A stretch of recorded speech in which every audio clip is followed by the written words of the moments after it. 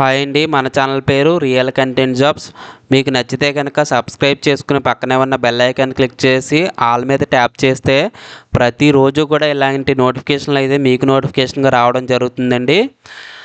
మనం ఇక్కడ ఒక నోటిఫికేషన్ చూస్తున్నాం కదండి. Government of Andhra Pradesh medical education department నుంచి అయితే నోటిఫికేషన్ రావడం జరిగిందండి.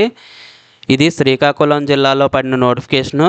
సో శ్రీకాకుళంలో ఉన్న ఎరెస్ట్వైల్ డిస్టిక్ శ్రీకాకుళం వాళ్ళందరూ కూడా ఈ నోటిఫికేషన్కి అయితే మీరందరూ అప్లై చేసుకోవచ్చండి. ఇది మనకి government medical college, government general హాస్పిటల్లో అయితే ఈ ఉద్యోగాలు అయితే ఉన్నాయని చెప్పేసి ఇచ్చారండి. Under the control of director of medical education Andhra Pradesh Vijayawada on out sourcing basis. ఇవి అవుట్ సోర్సింగ్ బేసిస్ మీద అయితే ఉద్యోగాలు రిక్రూట్మెంట్ అవుతున్నాయండి. దీనికి సంబంధించి అఫీషియల్ వెబ్సైట్ ఇచ్చారండి, https://srikakulam.ap.gov.in. ఈ అఫీషియల్ వెబ్సైట్లో అయితే ఆన్లైన్ మనకి ఆఫ్లైన్లో అప్లికేషన్ ఒకటి, అలాగే నోటిఫికేషన్ పీడిఎఫ్ ఒకటి పెట్టడం జరిగిందండి. ఈ అప్లికేషన్ మనం ఫిల్ చేసి డాక్యుమెంట్స్ జత చేసి మనమైతే శ్రీకాకుళంలో అయితే సబ్మిట్ చేయాలండి. మనకి ఇక్కడ డేట్ ఇచ్చారు కదా, 23/9/2025, అంటే ఈ రోజు నుంచి 1/10/2025 లోపు అయితే మనం సబ్మిట్ చేయాలండి. లాస్ట్ డేట్ వరకు ఎదురు చూడొచ్చండి. లాస్ట్ డేట్ 1/10/2025 కాబట్టి 2 రోజులు ముందుగానే మీరు తీసుకుని వెళ్ళి సబ్మిట్ చేయండి. అడ్రస్ ఇచ్చారు కదా, the principal government medical college శ్రీకాకుళంలో అయితే మనం సబ్మిట్ చేయాలండి ఈ అడ్రస్లో. నెక్స్ట్ మనకి ఇక్కడ వేకెన్సీస్ చూడండి. గవర్నమెంట్ మెడికల్ కాలేజ్ శ్రీకాకుళంలో వేకెన్సీస్ వచ్చి ఇక్కడ పోస్ట్ నేము, అలాగే నెంబర్ ఆఫ్ వేకెన్సీస్ ఎన్ని ఉన్నాయి, mode of recruitment out sourcing basis అండి. ఇది రోస్టర్ పాయింట్. ఓసీ అంటే ఓపెన్ కేటగిరీ, ఎవరైనా అప్లై చేయొచ్చు. ఎస్సీ ఎస్టీ బీసీ ఓసీ ఎవరైనా అప్లై చేయొచ్చు అండి. ఇది రెమ్యునరేషన్ అండి, ఇది శాలరీ అనమాట, మంత్లీ శాలరీ. అటెండర్ ఒక పోస్టు, దీనికి 15,000 శాలరీ అండి. బుక్ బీరర్ దీనికి ఒక పోస్టు 15,000 శాలరీ. ల్యాబ్ అటెండెంట్ ఒక పోస్టు 18,500 శాలరీ అండి. అసిస్టెంట్ లైబ్రేరియన్ ఒక పోస్టు 27,045 శాలరీ అనేది రూపాయలుగా ఇవ్వడం జరుగుతుందండి. మొత్తం గవర్నమెంట్ మెడికల్ కాలేజ్ శ్రీకాకుళంలో 4 పోస్టులు అయితే ఉన్నాయండి. Government general hospital Srikakulam. General హాస్పిటల్లో ఎన్ని ఉన్నాయో చూడండి. జనరల్ హాస్పిటల్ వచ్చి టోటల్ 37 ఉన్నాయండి. ECG technician 2.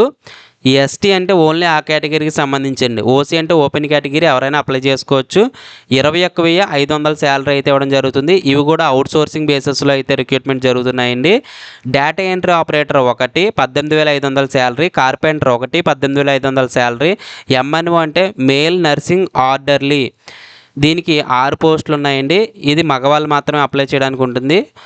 OC BC ST SC వాళ్ళకైతే ఉన్నాయండి. 15,000 శాలరీ అయితే ఉంది.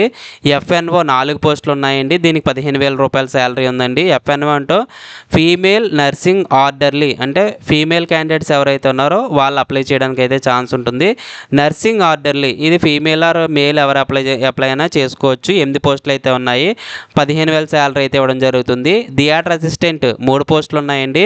15,000 శాలరీ అయితే ఇవ్వడం జరుగుతుంది. ఆఫీస్ అటెండెంట్ 4 పోస్టులు అయితే ఉన్నాయి. 15,000 శాలరీ అయితే ఇవ్వడం జరుగుతుందండి. డ్రెస్సర్ 1 పోస్ట్ అయితే ఉంది. దీనికి 15,000 శాలరీ అయితే ఉందండి. అలాగే బీరర్ 1 15,000 శాలరీ అయితే ఉందండి. నెక్స్ట్ డ్రైవర్ ఎల్ఎం అంటే లైట్ మోటార్ వెహికల్ అండి. దీనికి 5 పోస్టులు అయితే ఉన్నాయండి. దీనికి 18,500 శాలరీ అనేది ఇవ్వడం జరుగుతుందండి. నెక్స్ట్ వెహికల్ క్లీనర్ 1 పోస్ట్ అయితే ఉంది. అవుట్ సోర్సింగ్ బేసిస్లో 15,000 రూపాయల శాలరీ అనేది ఇవ్వడం జరుగుతుందండి. సో మనకి రూల్ ఆఫ్ రిజర్వేషన్స్ అవి వర్తిస్తాయని చెప్పేసి ఇవ్వడం జరిగిందండి. దీనికి సంబంధించి ఎడ్యుకేషన్ క్వాలిఫికేషన్స్ ఏ విధంగా ఉండాలంటే ఈసీజీ టెక్నీషియన్ వచ్చి ఇంటర్మీడియట్ చదివి ఉండాలి. దాంతోపాటుగా diploma in ECG technician course చేసి ఉండాలి. అది మళ్ళీ పారామెడికల్ బోర్డు రిజిస్ట్రేషన్ అయితే చేరుకు ఉండాలండి. చూడండి, ఇక్కడ మస్ట్ బి రిజిస్టర్ ఇన్ ఏపీపీఎంబీ. అలాగే డిఈఓ అంటే data entry operator or computer operator వచ్చి బ్యాచిలర్ డిగ్రీ చదివి ఉండాలి. దాంతోపాటుగా PG diploma in computer applications చేసి ఉండాలండి. ఆ కోర్స్ అయితే చదివి ఉండాలి. సో ఒకవేళ అలా లేకపోతే కనుక any bachelor degree with computers, చాలామందికి డిగ్రీతో పాటు కంప్యూటర్ సబ్జెక్ట్ ఉంటుందండి. బీసీఏ చదివిన వాళ్ళకి కంప్యూటర్ సబ్జెక్ట్ ఉంటుంది. అలాగే బీఎస్సీ, ఎంఈసిఎస్, ఎంపీసీఎస్ ఇలా చదివిన వాళ్ళకి కంప్యూటర్ సైన్స్ సబ్జెక్ట్గా ఉంటుంది. కాబట్టి వాళ్ళు కూడా అప్లై చేసుకోవచ్చండి. ఇది కానీ డిగ్రీ చదివి దాంతోపాటు పీజీడీసీఏ ఉన్నా ఓకే, లేదంటే any bachelor degree BA BSc బీకామ్లో మీ కంప్యూటర్స్ ఉంటే కనుక సబ్జెక్టుగా మీరు కూడా అప్లై చేసుకోవచ్చు.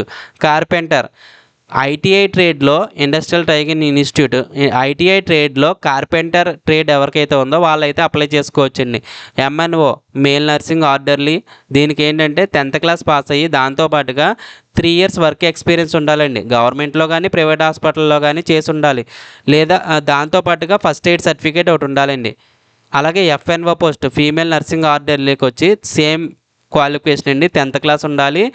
అలాగే గవర్నమెంట్లో కానీ ప్రైవేట్లో కానీ హాస్పిటల్లో 3 years వర్క్ ఎక్స్పీరియన్స్ ఉండాలి, ఫస్ట్ ఎయిడ్ సర్టిఫికేట్ ఉండాలండి. నర్సింగ్ ఆర్డర్లీ కూడా సేమ్ క్వాలిఫికేషన్ అండి, 10th క్లాస్ చదివి ఉండాలి, 3 years work experience government private హాస్పిటల్లో ఉండాలి, ఫస్ట్ ఎయిడ్ సర్టిఫికేట్ ఉండాలండి. థియేటర్ అసిస్టెంట్ 10th క్లాస్ చదివి ఉండాలి, దాంతోపాటుగా 5 years nursing orderly in hospital అయితే చేసి ఉండాలి, ఎక్స్పీరియన్స్ ఉండాలండి.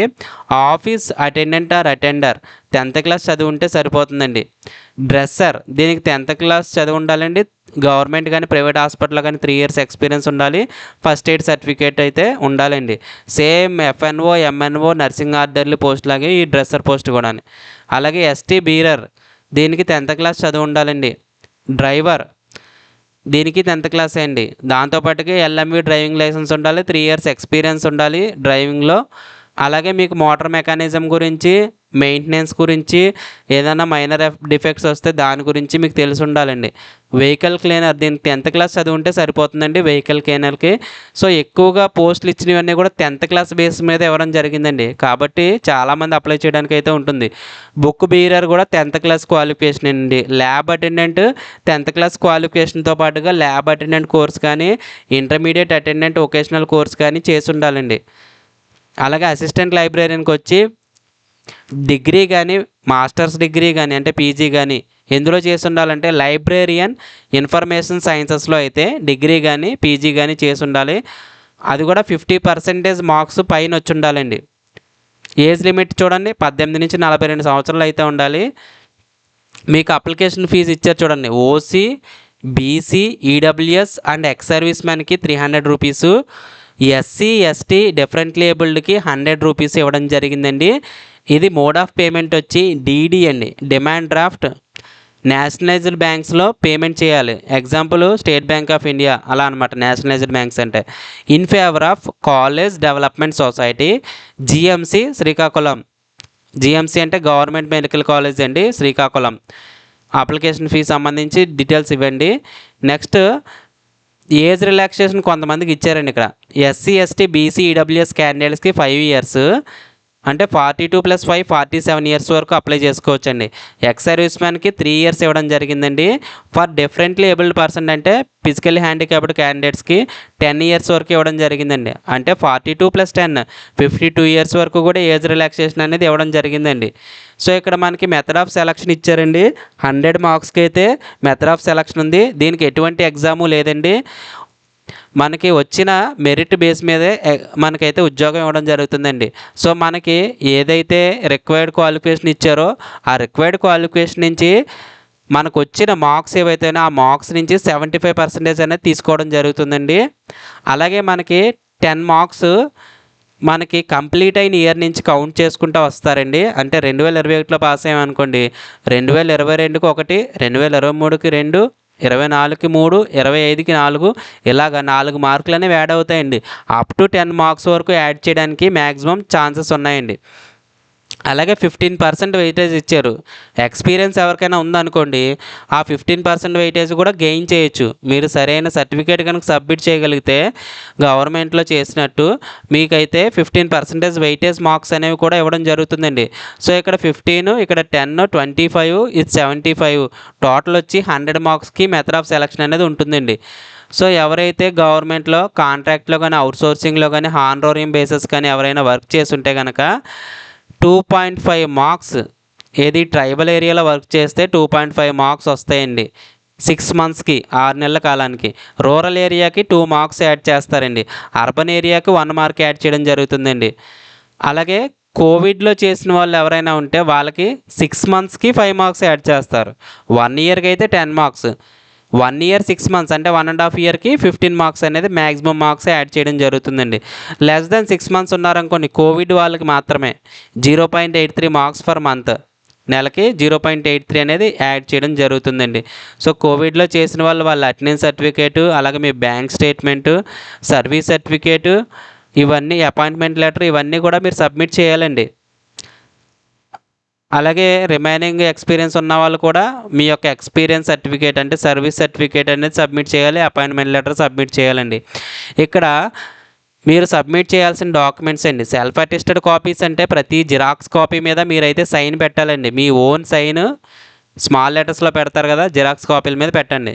10th క్లాసు, అలాగే రిక్వైర్డ్ క్వాలిఫికేషన్స్ ఏవైతే ఉన్నాయో వాటి మీద, పాస్ సర్టిఫికేట్స్ మీద, మార్క్ లిస్టులు జిరాక్స్ మీద, పారామెడికల్ బోర్డు రిజిస్ట్రేషన్ సంబంధించి ఉంటుంది కాబట్టి దానికి జిరాక్స్ మీద, అన్ని జిరాక్స్ల మీద సైన్ పెట్టాలండి.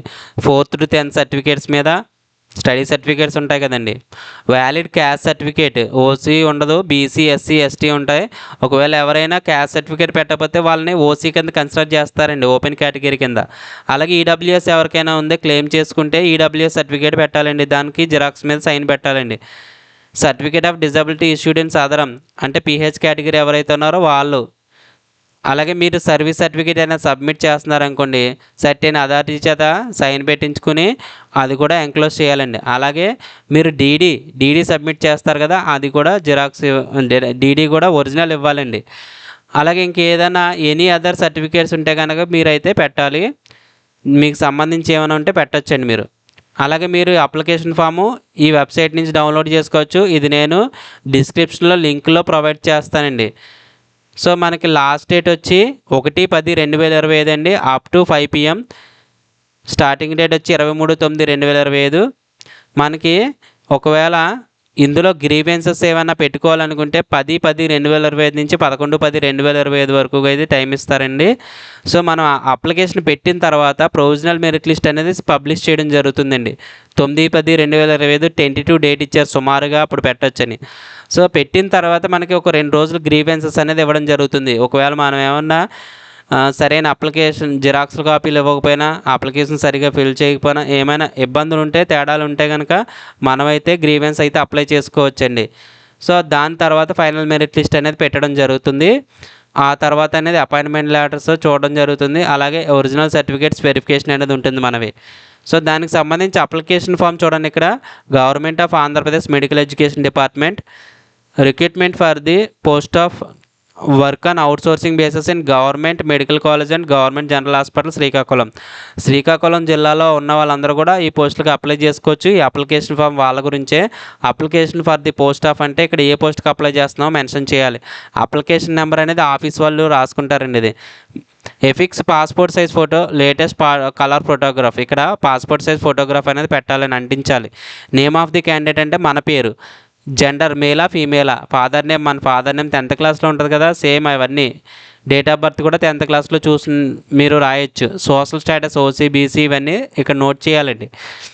అలాగే అవుట్సోర్సింగ్ సర్వీస్లో చేస్తే కనుక ఎస్ టిక్ చేయండి, చేయకపోతే నో టిక్ చేయండి, ఖాళీగా వదలొద్దండి. అలాగే మీరు ఫిజికలీ హ్యాండిక్యాప్డ్ అయితే ఇక్కడ మెన్షన్ చేయండి, విహెచ్ఆ ఓహెచ్ఆ హెచ్హెచ్ఆ అనేది. అలాగే ఈడబ్ల్యూఎస్ రిజర్వేషన్ ఉంటే ఇక్కడ ఎస్ పెట్టండి. అలాగే ఎక్స్ సర్వీస్ మ్యాన్ అయితే ఎస్ పెట్టండి, లేదంటే నో పెట్టండి. మొబైల్ నెంబర్, మన మొబైల్ నెంబర్ పర్మనెంట్గా ఉండేది ఇవ్వండి. డీడీ పర్టికులర్స్లో డీడీ నెంబరు, అమౌంటు, డేట్ అనేది ఇక్కడ నోట్ చేయాలండి. అడ్రస్ ఫర్ కమ్యూనికేషన్ అంటే మన అడ్రస్ అండి, మనం ప్రజెంట్ ఉంటున్న అడ్రస్. ఆధార్ నెంబరు, మన ఆధార్ నెంబర్ 12 digits ఉంటుంది కదా అది. Any one reference of gazetted officer or public representatives.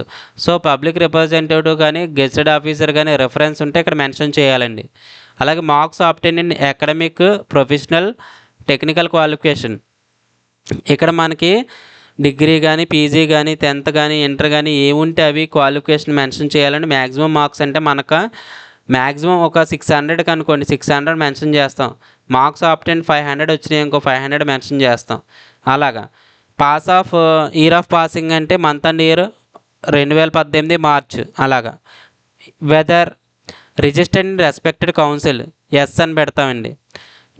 Details of contract outsourcing honorarium service, ఇక్కడ మీరు రెగ్యులర్లో కానీ అవుట్సోర్సింగ్ బేసిస్ మీద కానీ కాంట్రాక్ట్లో కానీ హానరోరియం సర్వీస్లో కానీ వర్క్ చేస్తే కనుక ఇక్కడ మనం మెన్షన్ చేస్తాం నేమ్ ఆఫ్ ది ఇన్స్టిట్యూషన్ ఎక్కడ, అవుట్సోర్సింగ్ లేదా కాంట్రాక్ట్ అనేది మెన్షన్ చేయాలి. అర్బనా, రూరలా, ట్రైబలా లేదా COVID-19 అనేది మెన్షన్ చేయాలి. పీరియడ్ ఆఫ్ సర్వీస్ ఎప్పటి నుంచి ఫ్రమ్ టు డేట్లు వేయాలండి. టోటల్ పీరియడ్ ఎన్ని నెలలు, ఎన్ని సంవత్సరాలు, ఎన్ని రోజులు. సర్వీస్ సర్టిఫికేట్ సైన్ చేయించామా లేదా, ఎంక్లోజ్ చేస్తున్నామా లేదా, ఎస్ అని పెడతామని, లేకపోతే లేదు. ఇది ఎవరికైతే ఎక్స్పీరియన్స్ ఉందో వాళ్ళే ఫిల్ చేయాలండి, రిమైనింగ్ ఫిల్ చేయొద్దు. అలాగే details of school studies from 4th to 10th local candidates అని చెప్పుకోవడానికి మనం ఇక్కడ ఇయర్ ఆఫ్ పాసింగ్ ఎప్పుడు పాస్ అయ్యాము, name of the school name, town and district అనేది మెన్షన్ చేయాలండి. అలాగే ఇక్కడ మన డిక్లరేషన్ అండి, మన పేరు, డాటర్ ఆఫ్ కానీ, సన్ ఆఫ్ కానీ, వైఫ్ ఆఫ్ కానీ మనం ఇక్కడ నేమ్ రాసేసి సిగ్నేచర్ ఆఫ్ ది అప్లికెంట్ అనేది మనం సైన్ పెట్టాలండి. అలాగే సర్వీస్ సర్టిఫికేట్కి డైరెక్ట్గా వాళ్ళే ఇచ్చారు, ఇది మనం ప్రింట్అవుట్ తీసుకుని సర్టెన్ అథారిటీ చేత సైన్ పెట్టించి స్టాంప్ వేయించి ఈ సర్టిఫికేట్ కూడా సబ్మిట్ చేయాలండి.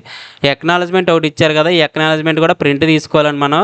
సో వాళ్ళకి మన అప్లికేషన్ సబ్మిట్ చేసిన తర్వాత ఈ ఎక్నాలజ్మెంట్ అనేది మనకి ఇవ్వడం జరుగుతుందండి. అప్లికేషన్ తీసుకున్నందుకు గాను మనకి ఎక్నాలజ్మెంట్ ఇవ్వడం జరుగుతుందండి. ఇక్కడ ఏ పోస్ట్కి అప్లై చేస్తున్నామో రాయండి. అలాగే మన పేరు, సన్ ఆఫ్, డాటర్ ఆఫ్ వాళ్ళ పేరు అంటే మన ఫాదర్ నేమ్ అండి, అది మెన్షన్ చేయాలి. అలాగే మన సైన్ పెట్టాలండి. వాళ్ళు రిసీవ్ సిగ్నేచర్ స్టాంప్ ఇక్కడ వేస్తారు మన అప్లికేషన్ తీసుకున్న తర్వాత. సో దీనికి సంబంధించి అఫీషియల్ వెబ్సైట్ కూడా ఉందండి, శ్రీకాకుళం.ap.gov.in క్లిక్ చేస్తే ఈ వెబ్సైట్ వస్తుందండి. ఇందులో నోటీసెస్లో రిక్రూట్మెంట్లో క్లిక్ చేయాలండి. క్లిక్ చేసిన తర్వాత ఇలా ఓపెన్ అవుతుంది కదా, ఈ నోటిఫికేషన్ చూస్తున్నారు కదా, స్టార్టింగ్ డేట్ 23/9/25, ఎండింగ్ డేట్ 1/10/2025. ఇక్కడ వ్యూ అంటే మనకు ఇప్పటివరకు మీకు చెప్పిన నోటిఫికేషన్ ఓపెన్ అవుతుందండి. అప్లికేషన్ ప్రొఫార్మ్ అంటే అప్లికేషన్ సంబంధించి ఓపెన్ అవుతుందండి. సో ఇదండి నోటిఫికేషన్ సంబంధించి, ఇది పేపర్ నోటిఫికేషన్ కూడా ఇచ్చారండి. చూడండి ఇక్కడ ఖాళీ పోస్టుల భర్తీకి దరఖాస్తుల ఆహ్వానం అని చెప్పేసి ఇచ్చారు. సో ఇది పేపర్ నోటిఫికేషన్ అండి. అలాగే మన ఛానల్ మీకు నచ్చినట్టయితే real content jobs RCC subscribe చేసుకుని బెల్ ఐకాన్ క్లిక్ చేస్తే ప్రతిరోజు కూడా ఇలాంటి జాబ్ నోటిఫికేషన్ మీకు నోటిఫికేషన్గా రావడం జరుగుతుందండి. Thanks for watching.